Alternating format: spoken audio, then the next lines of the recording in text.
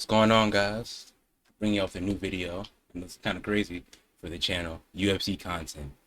But I gotta say, UFC 293, while it didn't seem as if it was gonna be the best card,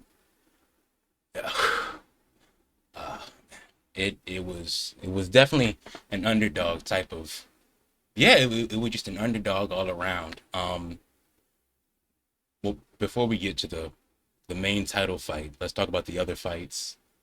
Uh, Pretty sure all of the main title all came down to finishers and submissions, except for the Cape and Dos Santos one.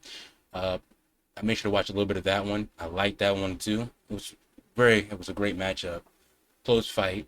Um, and then Cape got away with that. Uh, Tua Ivasa versus Volkov. That was also uh, that was also a pretty good fight, I'd say overall. Well, I wouldn't necessarily. It's a fight that definitely could have been more competitive. At the same time, it makes sense. Uh, Volkov is just he's like 6'7", and then you know the way I see it, he definitely could have finished the fight a lot earlier if he wanted to. But I guess he really wasn't taking that risk. Um, so he finished that fight with a submission in the second round. Um, it's sad to see Ivasa Tua lose like that, but it happens. But on to the main topic though, the Sean Strickland upset win. That is by far one of the greatest things I've ever seen right there. Um, I'm sorry, I'm just so hyped right now for this. Sean, he came into this fight being a complete underdog. I'll be honest with you. I was rooting for him, but at the same time, it's like, you know, I just saw Israel knock out Pereira, and I'm like, gee, it's one of those things where who's gonna beat this man? And not to sound as if I was just, lying to you guys or anything like that. Um, I was rooting for Strickland. I wanted Strickland to win this fight, but at the same time, I'm like, realistically speaking, Israel should be the type of guy who should outclass him. And it's one of those things to where as watching the press conference, you could see Israel, while he didn't want to talk as much, I guess he was playing into the act or something like that, as if it really meant something. You could definitely tell that it was getting under his skin a lot. Um, Press conference, he was not talking. Sean just seemed as if, he had nothing to lose for this right now. It's one of those things where everybody expected him to lose. So if he came out there and performed, no matter how we did, he would do good. He would do good. Um, but let's get on to the fight analysis. However, round one, I think round one is the thing that really finished it all. Uh, Sean came out there, great defense, great leg defense. He was checking those kicks. He was making sure Israel couldn't get off that right hand. And it all led up to that one moment, that nice 1-2, where Sean, he had hit him with a lead left, then with a lead right. But his thing is that he ducked. Israel, on the other hand, I guess he was going for a counter.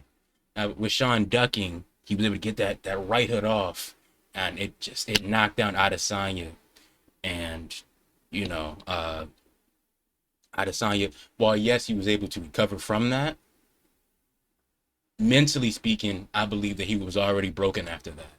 Um, it's one of those things to where, you know, him coming into this fight, from everything that he was saying in like the press conference to the other things, other interviews, he never really said anything about Strickland, if that were to make sense. He never he didn't say much about him. Um, and what I mean by that is that he wasn't talking about how, oh yeah, he's a great striker. Um, He wasn't saying, oh yeah, he can wrestle. He wasn't saying any of that. He was saying that he was gonna take him like he would take, any other fighter, but he's gonna be serious with this. And I mean, it's very, very clear coming into this fight that he was not at all ready for that knockdown. He did not perceive Strickland as he did Pereira. That really did show. Um, I think after that, the fight was basically over. I will say round two, Israel won that one. Uh, However, it's one of those things to where Sean, I mean, there's nothing you can really say. He locked down Israel. That's all I can really say. Israel wasn't able to get off any good counters. I mean, obviously he would hit him with a nice right, but but Strickland, he would slip, reducing the damage. It's one of those things where you couldn't get the type of hit that you wanted to, and uh, it's one of those things to where Israel was just, I don't know. It's one of those things where his coaching team, somebody had to have said, hey man, you're losing this fight right now. You have to be more aggressive. I thought within the fifth round that we were gonna see a Kelvin Gastelum too. However, we did not. No. Um, it's very clear that Israel just, in terms of this, in terms of his mentality for this fight, he wasn't ready for it. He was playing into the act. I did indeed like that, saying go China, go China. But just for the entire fight, he made sure that he didn't do much.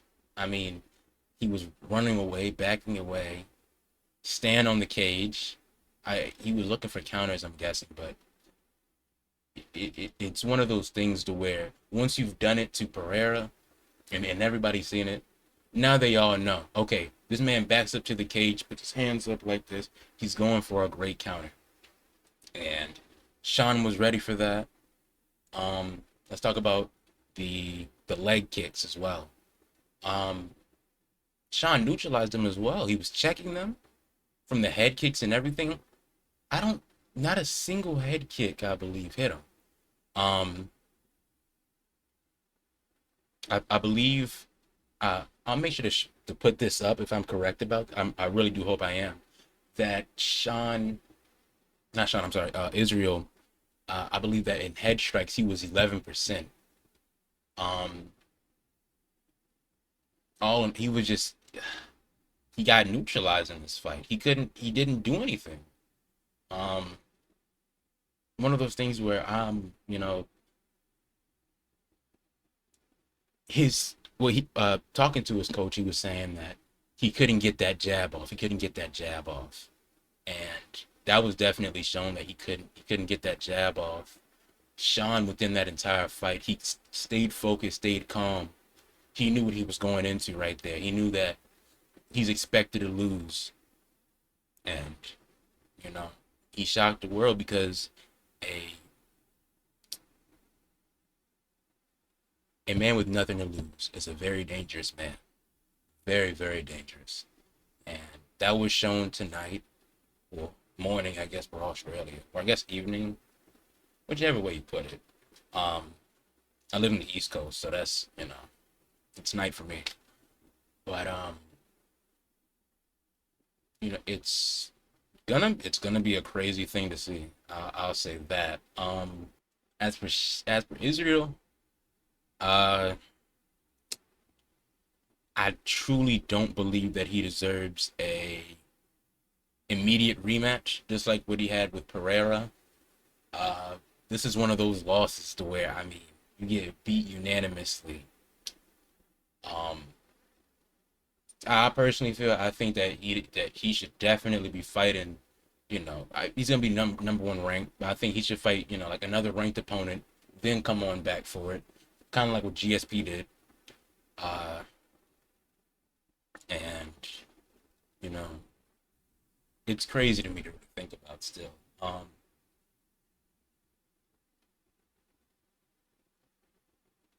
I don't know what else to say on it. It was just, I was very happy watching the underdog, uh, Sean win, um, because I like Israel as a fighter. Well, I should be more specific. In the cage, I like him when he's fighting in the cage. Outside of the ring, he's an absolute weirdo. All right, and I don't know what he can do at this point. Um, do I believe that he's probably gonna regain that belt? Yes. Um, at the same time,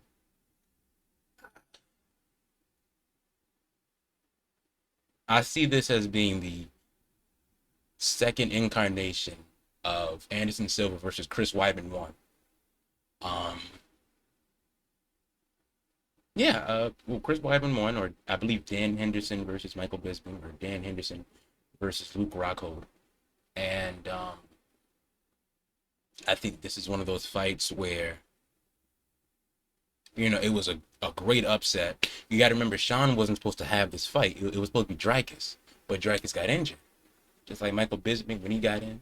Well, at the same time, when it came to Chris Weidman and Anderson Silva, it's one of the things where they took their opponent way, like he took him as if he was just some pushover.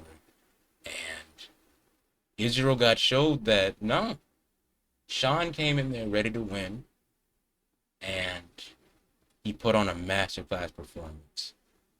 This is one of those performances that I think we all now have a pretty good consensus on what Israel's weaknesses are. Um, you know, when he couldn't get off those counters, the counters weren't working. Couldn't get the jab off. Couldn't get the right off. And when he did, it just, he got deflected. It slipped. It didn't do anything to him. Um,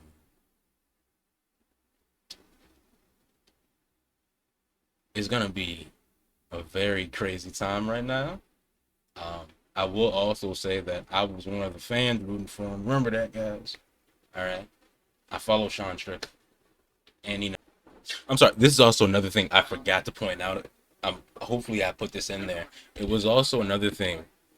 Before the fight, the weigh-ins. If you looked at both of their physiques, you can see Sean. He looked good. He looked good. I was gonna be much slimmer, but overall physique, everything he was looking in great shape. As per Adesanya, right? Now, yes, he naturally has a low body fat. He naturally, he's a very, uh, he's a pretty defined person. However, I think part of this fight is also the weight cut as well. Um, when you look at his other weight cuts, his face isn't always as skeletal. That's also a pretty big part within this. Um, when you're mentally and physically not feeling the best, when that both collides together, you know, uh, you can have a tired body but a great mentality, and you can go on to push yourself. But when you're feeling drained, and when you're not really there anymore, you're like, man, like now you've now been hit. It's one of those things to where I'm pretty sure everyone really thought that Sean was gonna get knocked out for this fight. Um, and it's one of those things. I know I'm nobody was expecting that for him to drop Israel. Um, and that's the thing that broke him. Um, you know, he thought of Strickland as being lowered to him, and once he was lowered, that's when everything came crashing down.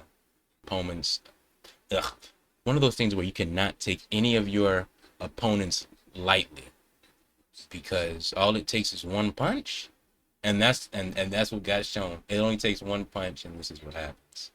Um, uh, and then with the Sean Strickland fight, I think it's one of those things to where pride cometh before the fall.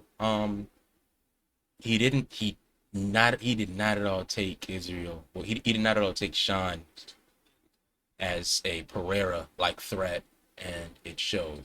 It really did show. I guess he must have been going into this fight thinking that it was going to be an easy defensive. I wouldn't say I guess he thought that Sean was going to be, he's going to be like some idiot fighter, not have a game plan for this, but he did. And as for what this does for Israel's legacy, it's definitely tarnished at this point. I believe it's one of those things where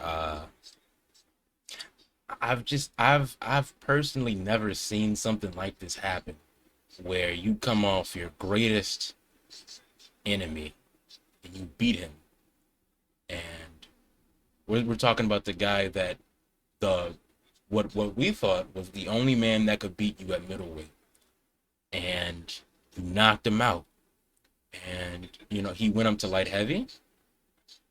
I guess after that he thought to himself, okay, I can now ease up.